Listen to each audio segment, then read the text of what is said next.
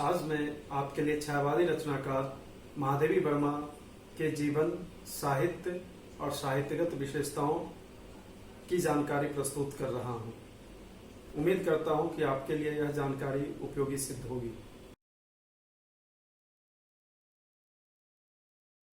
महादेवी वर्मा का जन्म 24 मार्च 1907 ईस्वी को होली के दिन उत्तर प्रदेश के फर्रुखाबाद के एक संपन्न शिक्षित परिवार में हुआ था। इनके परिवार में 7 पीढ़ियों से कोई कन्या नहीं हुई थी अथवा होने पर भी जीवित नहीं बचती थी। माता हेमरानी देवी से इन्हें यह गौरवपूर्ण नाम मिला। इनके पिता श्री गोविंद प्रसाद वर्मा भागलपुर के एक कॉलेज में प्राध्यापक थे। इनकी प्रारंभिक शिक्षा दीक्षा इंदौर में हुई। 9 वर्ष की अल्पायु में ही इनका विवाह संपन्न हो गया, लेकिन असमय ही यह बंधन टूट गया। कुछ समय के लिए इनकी पढ़ाई रुक गई, लेकिन फिर इन्होंने इलाहाबाद में मिडिल से लेकर एमए तक की शिक्षा ग्रहण की। विद्यार्थी जीवन से ही महादेवी कविताएं लिखने लगी थीं तथा इनकी रचनाएं तत्कालीन पत्र पत्रिकाओं में प्रकाशित भी होने लगी। 1932 ईस्वी में इन्होंने इलाहाबाद विश्वविद्यालय से संस्कृत में एमए किया और एमए पास करते ही इन्हें प्रयाग महिला विद्यापीठ की प्राचार्य पद की जिम्मेदारी मिल गई। इन्होंने इस दायित्व का सफलतापूर्वक निर्वाह किया। आगे चलकर सन 1960 में वे प्रयाग महिला विद्यापीठ की कुलपति भी नियुक्त हुईं। महादेवी वर्मा सफल कवयित्री होने के साथ साथ कुशल चित्रकार भी थीं। इसका प्रभाव इनकी कविताओं में दिखाई देता है।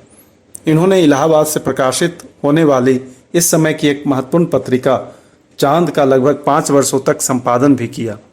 महादेवी ने सन 1942 में साहित्यकार संसद नामक संस्था की स्थापना की, जिसका उद्देश्य साहित्यकारों की सहायता करना था। इस संस्था की ओर से 1950 ईस्वी में इन्होंने अखिल भारतीय लेखक सम्मेलन तथा साहित्य पर्व का सफल आयोजन किया। इस संस्था की ओर से इन्होंने निराला की काव्य कृतियों से कविताएं लेकर अपरा नामक काव्य संग्रह प्रकाशित की। महादेवी ने सन 1955 में संस्था के मुखपत्र साहित्यकार का प्रकाशन और इला चंद्र जोशी के साथ संपादन भी शुरू किया। बीए करने के बाद महादेवी वर्मा महात्मा गांधी के संपर्क में आईं और उनकी प्रेरणा से इनका मन सामाजिक कार्यों की ओर उन्मुख हो गया। वे आजीवन सामाजिक कार्यों में सक्रिय रहीं। इन्होंने इलाहाबाद के आसपास के गांवों में जाकर गरीब तथा सामाजिक रूप से उपेक्षित लोगों के बच्चों को पढ़ाने तथा उनमें शिक्षा के प्रति रुचि उत्पन्न करने का प्रयास किया। वे उनकी यथासंभव मदद भी करती रहती थीं। इन्होंने इलाहाबाद में नाट्य संस्थान रंगवानी की स्थापना भी की। वे निरंतर साहित्यिक, सांस्कृतिक और सामाजिक गतिविधियों में सक्रिय रहीं। 11 सितंबर 1987 ईस्वी को महादेवी वर्मा का स्वर्गवास हो गया। महादेवी वर्मा की साहित्य यात्रा पर एक नज़र डालें।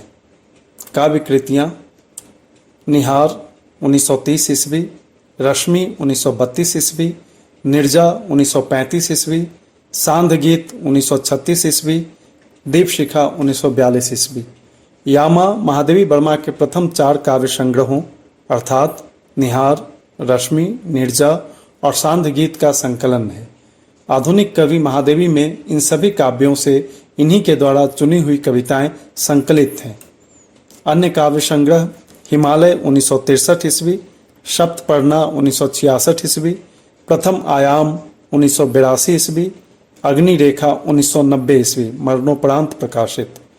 सप्तपर्णा में महादेवी वर्मा ने आर्षवाणी, वाल्मीकि रामायण, थेर गाथा, अश्वघोष, कालिदास, भवभूति तथा जयदेव की रचनाओं के कुछ अंश हिंदी में रूपांतरित किए हैं। प्रथम आयाम में साहित्य यात्रा के आरंभिक प्रयास की कविताएं संकलित हैं, जिसमें कुछ ब्रज भाषा की हैं। इस संकलन में कुल 54 कविताएं हैं। अग्नि रेखा इनके उन गीतों का संग्रह है जो उनके जीवन काल में प्रकाशित नहीं हो सके। हिमालय कविता कालिदास के कुमार संभव में वर्णित मदन दहन से प्रेरित है। कविता संकलन: यामा 1936, संधिनी 1964, गीत पर्व 1970, परिक्रमा 1974। यामा महादेवी वर्मा के प्रथम 4 काव्य संग्रहों निहार, रश्मि, निर्जा और सांध गीत का संकलन है। अन्य संकलन में इनकी पूर्ववर्ती काव्य कृतियों से कविताएं चयनित की गई हैं। गद्य लेखन, संस्मरण और रेखाचित्र। अतीत के चलचित्र 1941 ईस्वी, स्मृति की रेखाएं 1943 ईस्वी, पथ के साथी 1956 ईस्वी, मेरा परिवार 1971 ईस्वी। निबंध और आलोचनात्मक लेखन। श्रृंखला की कड़ियाँ, नारी संबंधी सामाजिक निबंध 1942 ईस्वी, क्षणदा ललित निबंध 1956 ईस्वी, साहित्यकार की आस्था तथा अन्य निबंध आलोचनात्मक 1960 ईस्वी, संकल्पिता आलोचनात्मक 1969 ईस्वी, चिंतन के क्षण 1986 ईस्वी। महादेवी वर्मा कई पुरस्कारों से सम्मानित की गई। इनमें कुछ पर एक दृष्टि डालें। 1933 निर्जा के लिए सीताराम सेक्सरिया पुरस्कार, 1943 स्मृति की रेखाएं के लिए द्विवेदी पदक, 1944 हिंदी साहित्य सम्मेलन का मंगला प्रसाद पारितोषिक, 1956 भारत सरकार द्वारा पद्म भूषण से सम्मानित, 1976 उत्तर प्रदेश सरकार द्वारा विशिष्ट साहित्यकार पुरस्कार, 1982 उत्तर प्रदेश हिंदी संस्थान लखनऊ द्वारा प्रथम भारत भारती पुरस्कार, 1982 यामा के लिए ज्ञानपीठ पुरस्कार, 1988 भारत सरकार द्वारा पद्म विभूषण से सम्मानित, मरणोपरांत। महादेवी जी को मिले कुछ अन्य सम्मान इस प्रकार हैं। सन 1952 उत्तर प्रदेश विधान परिषद की सदस्य के रूप में मनोनीत की गई। 1954 दिल्ली में स्थापित साहित्य अकादमी की सदस्य चुनी गई। 1979 साहित्य अकादमी फेलोशिप प्रदान किया गया। 1980 में बिहार सरकार द्वारा विशेष रूप से सम्मानित हुई। सन 1969 में विक्रम विश्वविद्यालय उज्जैन, सन 1977 में कुमायूं विश्वविद्यालय नैनीताल और सन 1984 में बनारस हिंदू विश्वविद्यालय द्वारा महादेवी जी को डिलिट की मानद उपाधि प्रदान की गई। महादेवी वर्मा के साहित्य सेवा को स्मरण करते हुए भारत सरकार ने उनके ऊपर डाक टिकट जारी किया है। सर्च इंजन गूगल ने 27 अप्रैल 2018 को महादेवी वर्मा के योगदान को याद करते हुए डूडल बनाकर उन्हें श्रद्धांजलि अर्पित की, क्योंकि इसी दिन 27 अप्रैल 1982 को उन्हें ज्ञानपीठ पुरस्कार से सम्मानित किया गया था। महादेवी वर्मा आधुनिक हिंदी साहित्य में विशिष्ट स्थान रखती हैं। छायावादी कवियों में महादेवी अपनी करुणा और वेदना भाव के लिए प्रसिद्ध हैं। कविता में विरह और पीड़ा की प्रमुखता के कारण इन्हें आधुनिक युग की मीरा की संज्ञा भी दी जाती है। इनकी कविताओं में तीव्र और घनीभूत संवेदनाओं की अभिव्यक्ति है। महादेवी वर्मा के काव्य का मूल भाव प्रेम है। यह प्रेम अलौकिक और रहस्य भावना से परिपूर्ण है, जिसमें विरह की प्रधानता है। वे कहती हैं, मिलन का मत नाम लो, मैं विरह में चीर हूँ। इनका प्रेम करुणा से भरा हुआ है।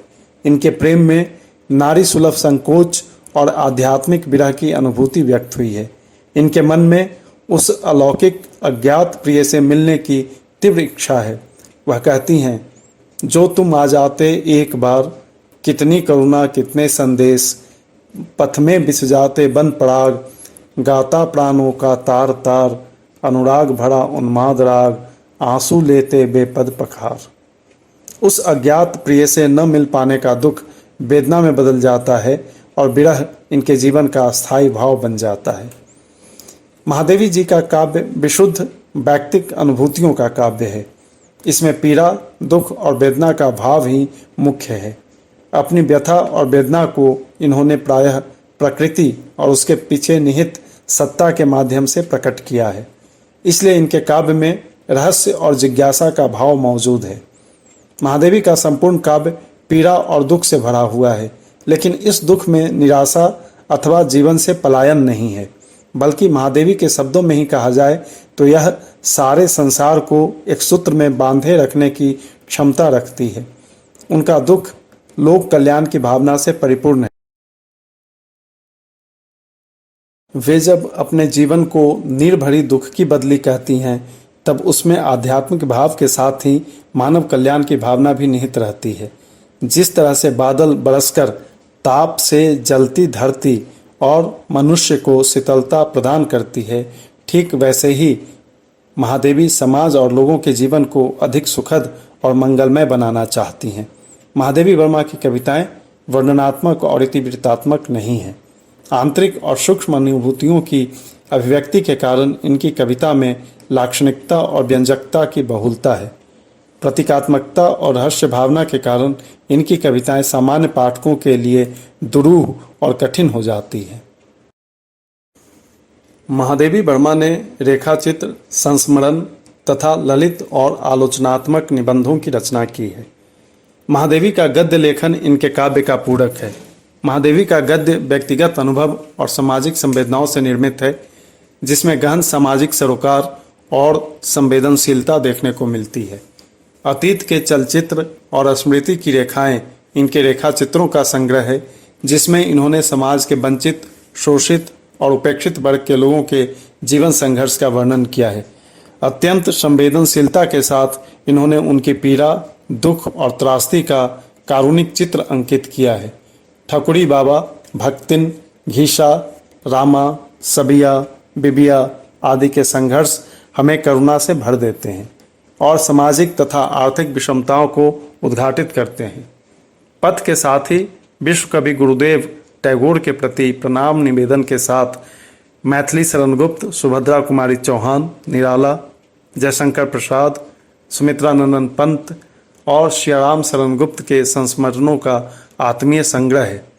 महादेवी जी के मन में मनुष्य ही नहीं, अन्य प्राणियों के प्रति भी करुणा और संवेदना का भाव मौजूद था, जिसे मेरा परिवार शीर्षक संग्रह के संस्मरणों में देखा जा सकता है। इसमें इनकी भावानुभूति के केंद्र में गौड़ा गाय, गिल्लू गिलहरी, नीलू कुत्ता, नीलकंठ मोर आदि मानवेतर प्राणी हैं। अपने पालतू पशुओं को इन्होंने अपने परिवार का ही सदस्य माना। यह वर्णन भी भावप्रवण और आत्मीयता से परिपूर्ण है। निबंधों में महादेवी वर्मा के चिंतक और बौद्धिक पक्ष का उद्घाटन हुआ है। श्रृंखला की कड़ियाँ में संकलित निबंधों में इन्होंने मुख्य रूप से स्त्री जीवन से जुड़े सवालों को उठाया है। रूढ़िवादी पुरुष प्रधान समाज में नारी की विषम स्थितियों, शोषण और उपेक्षा को अनेक दृष्टियों से देखते हुए इन्होंने उसका प्रतिवाद किया है। स्त्रियों के अधिकारों को लेकर वे काफ़ी मुखर थीं। स्त्रियों की दशा के संबंध में समाज और व्यक्ति शीर्षक निबंध में वे लिखती हैं, जैसे जैसे भिन्न परिस्थितियों में उसकी सामाजिक उपयोगिता घटती गई, वैसे वैसे पुरुष व्यक्तिगत अधिकार भावना से उसे घेरता गया। अंत में यह स्थिति ऐसी पराकाष्ठा को पहुंच गई जहां व्यक्तिगत अधिकार भावना ने स्त्री के सामाजिक महत्व को अपनी छाया से ढक लिया। एक बार पुरुष के अधिकार की परिधि में पैर रख देने के पश्चात जीवन में तो क्या, मृत्यु में भी वह स्वतंत्र नहीं।